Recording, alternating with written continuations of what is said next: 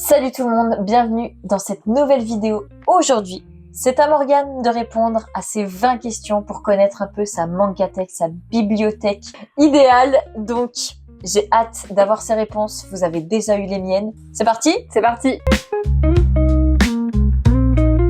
Première question, quel est ton manga japonais préféré et ta BD internationale préférée? Alors, en manga, je pense que je vais dire mon classique dont je parle systématiquement à chaque fois, mais c'est Deep Sea Aquarium. J'adore cette petite série de mangas qui va nous parler d'un aquarium très futuriste qui, en fait, est complètement sous l'eau. Voilà, c'est les humains qui vont sous l'eau et qui observent les poissons depuis cet aquarium au large de Tokyo. Je trouve ça trop intéressant, c'est trop bien dessiné. Je vous invite à découvrir cette série. Et en ce qui concerne les bandes dessinées, eh bien je pense que je vais dire L'été où je suis devenue ado.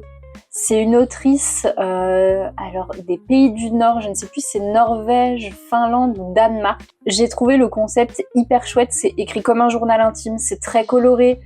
On voit pas assez de bandes dessinées d'auteurs et d'autrices de ces pays-là. En général, on a beaucoup de franco-belges, on a beaucoup l'Amérique, l'Angleterre ou ces choses-là. Mais du coup, pourquoi pas mettre en lumière cette BD-là qui est hyper sympa sur la vie d'une jeune fille qui vit avec son père.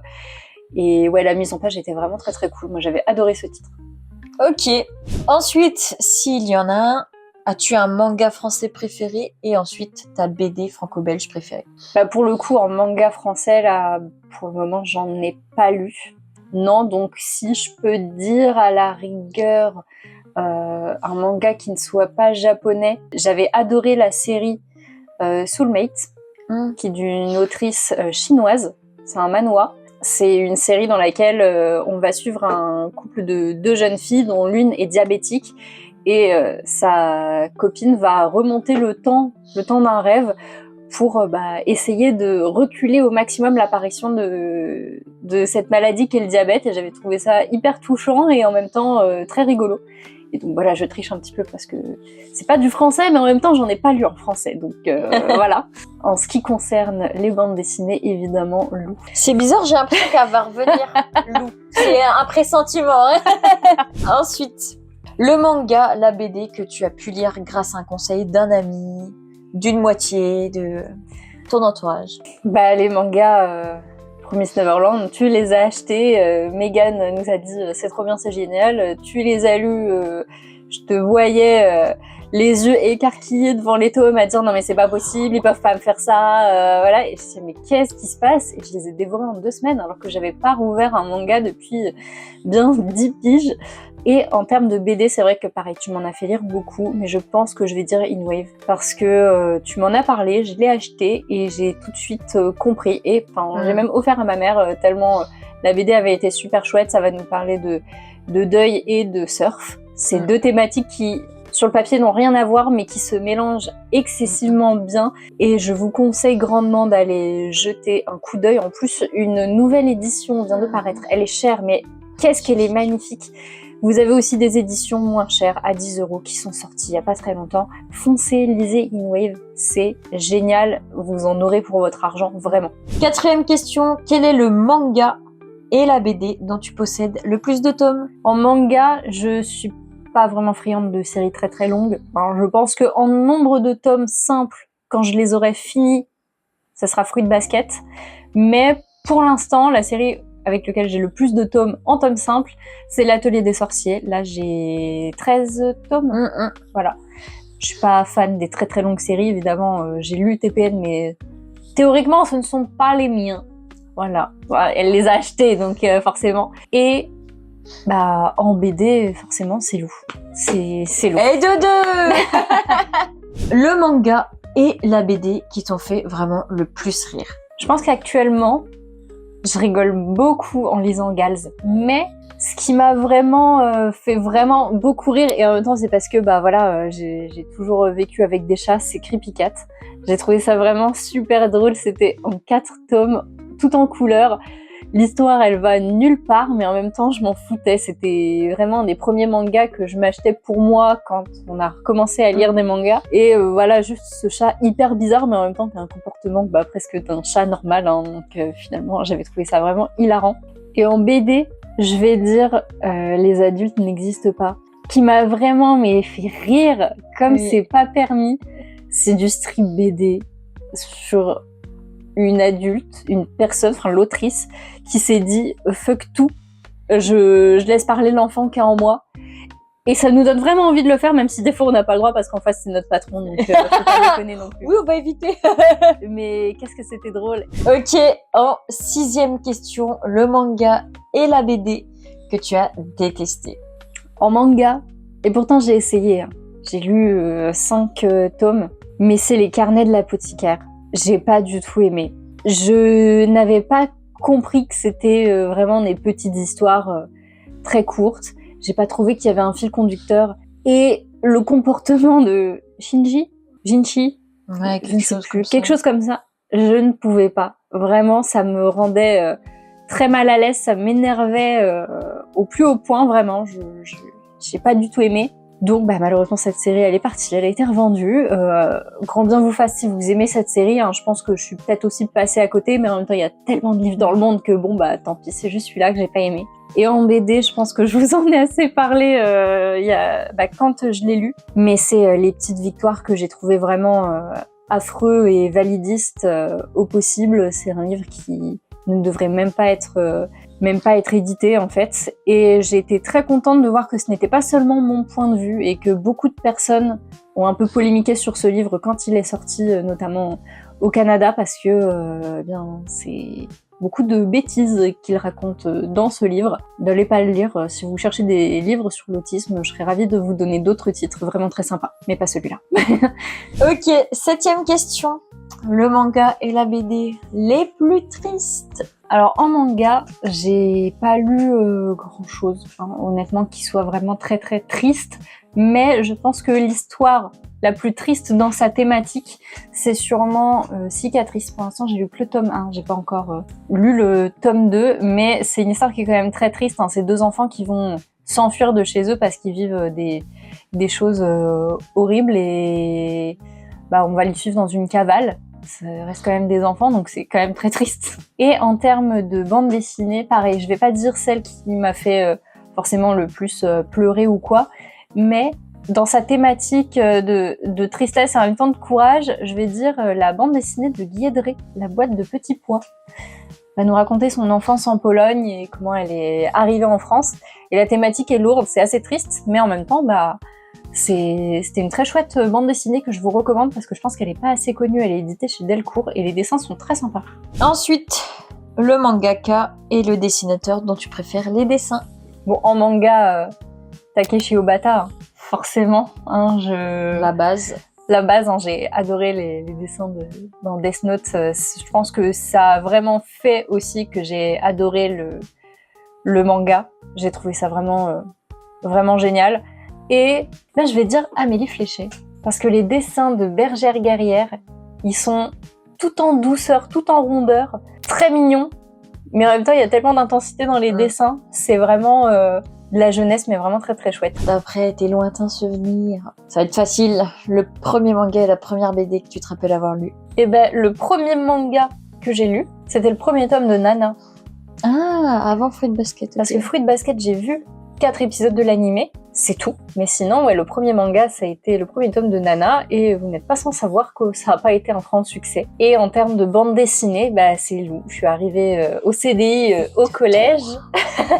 J'étais là genre, waouh, c'est quoi tous ces livres? Et je me suis dirigée vers le fond parce qu'il y avait des banquettes, et il y avait des BD, j'ai ouvert, j'ai vu Lou, j'ai fait, ouais, c'est trop bien, et voilà. Et maintenant, le premier manga et la première BD que tu te rappelles avoir acheté?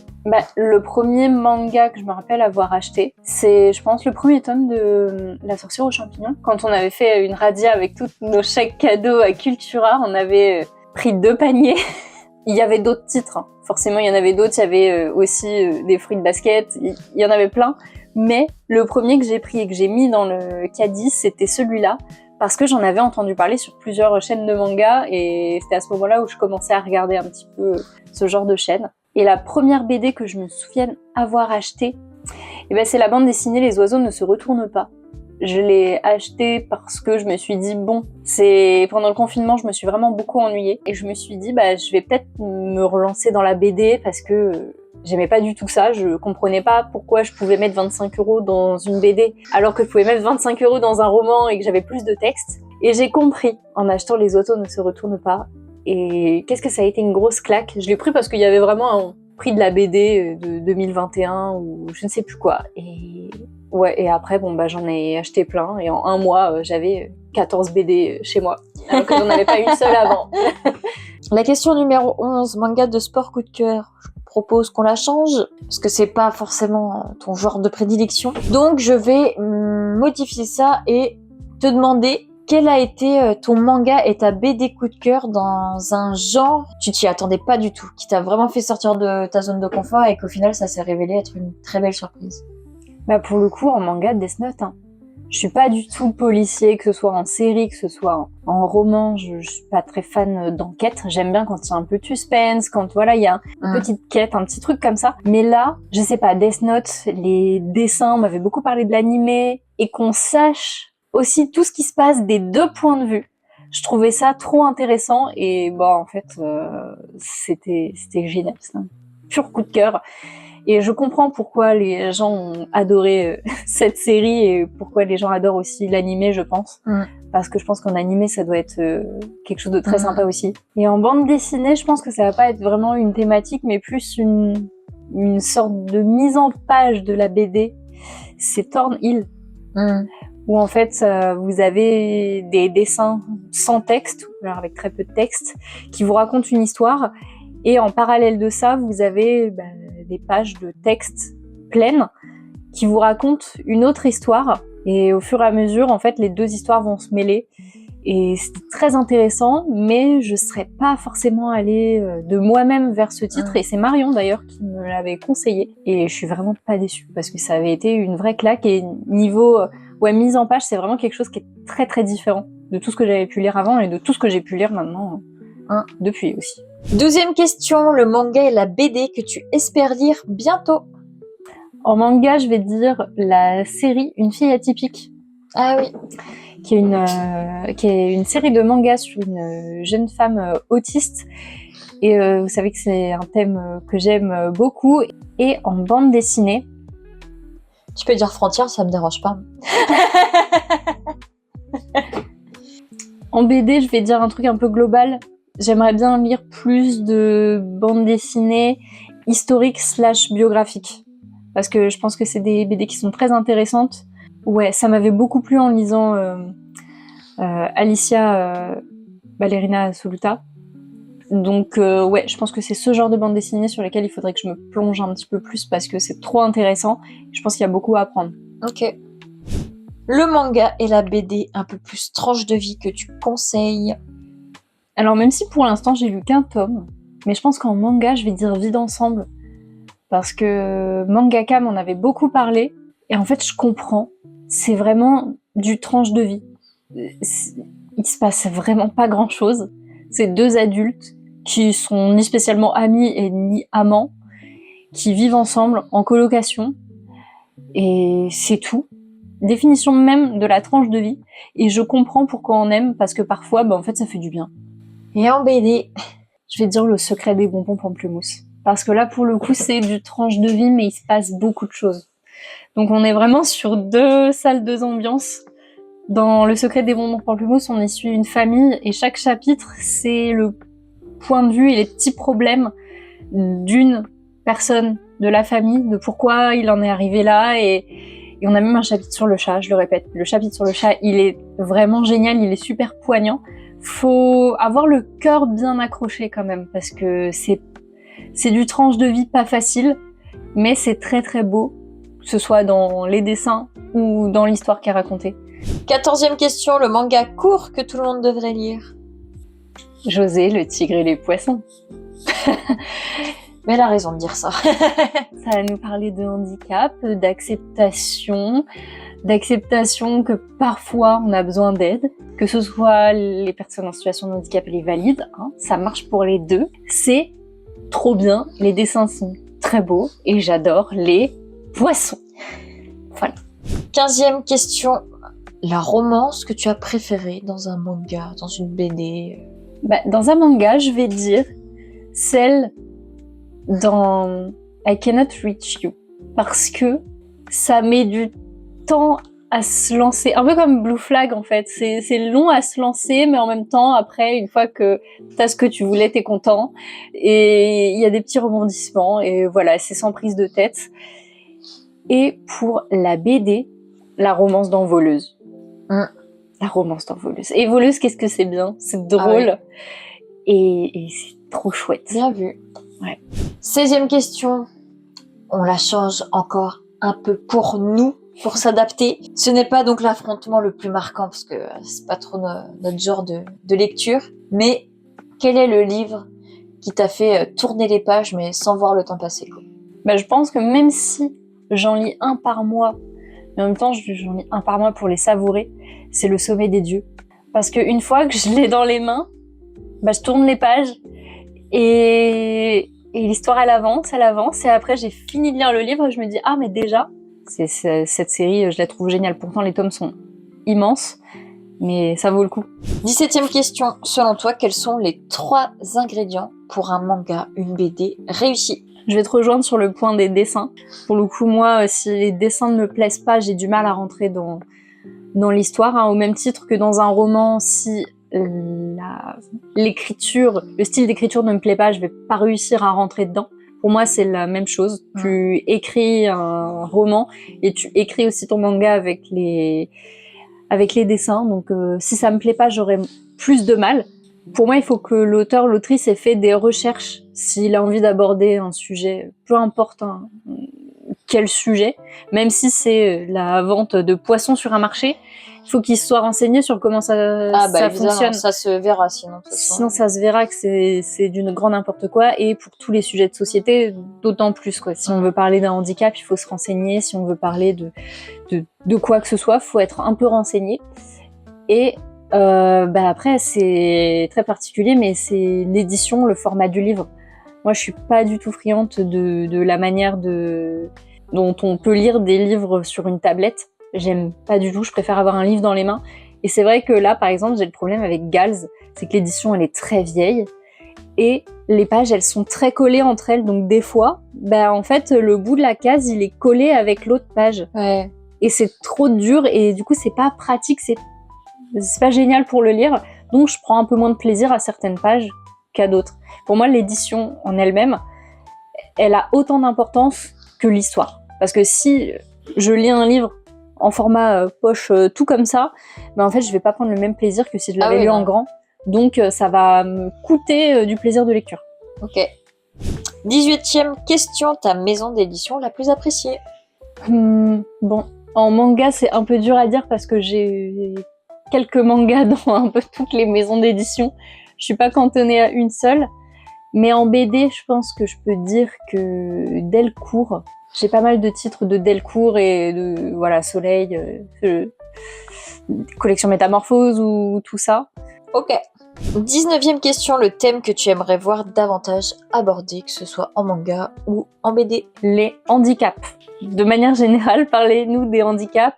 Les personnes handicapées, entourez-vous des bonnes personnes et faites des livres sur ces sujets-là.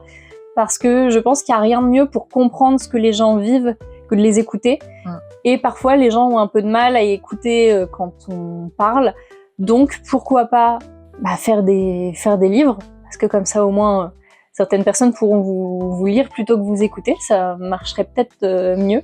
Et aussi, un sujet qui m'intéresse beaucoup en ce moment, dû à des vidéos TikTok que je vois beaucoup sur le sujet, c'est l'adoption.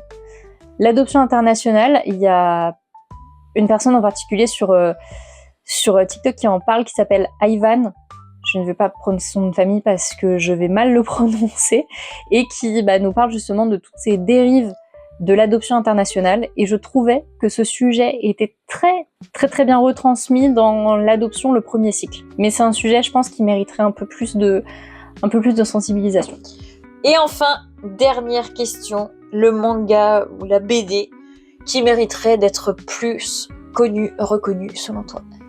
Bergère, guerrière. Voilà. La forceuse. Non, mais il y a tout dans Bergère guerrière. C'est de la jeunesse, en même temps, c'est très féministe. Il y a beaucoup d'engagement. C'est du fantasy fantastique. Il y a des histoires de famille. C'est beau. C'est en 4 tomes. Que demander de plus, quoi? Que demander de plus? Des histoires courtes en plus. Voilà. Voilà, des petits livres pour étoffer un peu la collection, parce que c'est très beau. Ok, eh bien, merci pour ton honnêteté lors de ces 20 questions.